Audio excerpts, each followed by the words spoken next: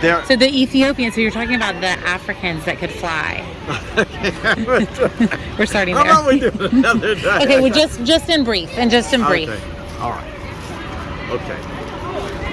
Throughout the Bible, there are elements of why it's credible, why you can believe the Bible, or at least in my case, why I believe the Bible. One example of those is the story of the Ethiopian eunuch. There's a long tradition in Africa of prophets and preachers being able to fly.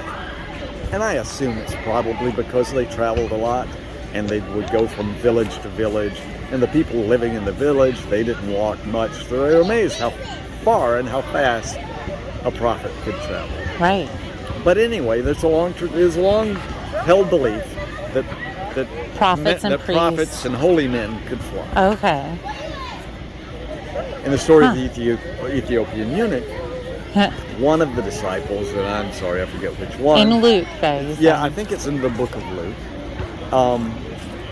He picks up the Ethiopian eunuch, gives him a ride, if I recall correctly. Yeah. And the disciple witnesses to it. The Ethiopian says, "Why can't I be baptized right here?" Yeah. So he's baptized. And then after that, the disciple flies away. The Bible says where he goes, I forget where it is. That's incredible. Yeah. Yeah. A detail we it's missed. a detail that you miss, Yeah. and nobody preaches on because nobody knows what to make of it. There's not another example in the Bible except maybe Elijah flying like that. Checking. It doesn't look like it. It goes out there.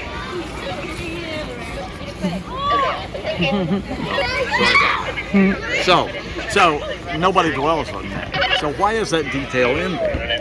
Well, that detail is in there because we would have gotten the story.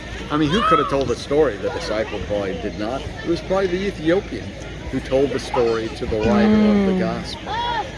And in his tradition, holy men flew all the time. So That is amazing. it tells me that whoever wrote that gospel interviewed people that it happened. And wrote it And word wrote it for exactly word. the way he heard it. He didn't judge. He didn't say, no, people can't fly, so I'm not going to. Right. Interesting. He wrote it the way he saw it. Wow. Another example of that to me is the case of the woman caught in adultery.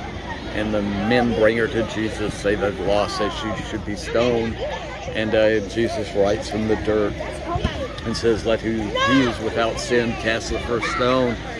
And gradually everybody goes away except Jesus and the woman.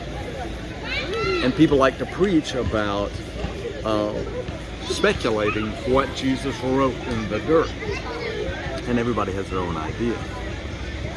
But I was wondering, why didn't the writer of the story tell us what he wrote in the dirt?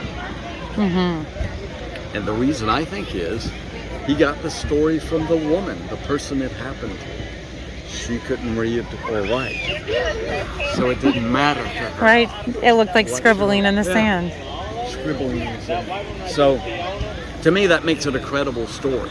Right. It came from the witness, came from the woman it happened to. Right. Not some third-hand person.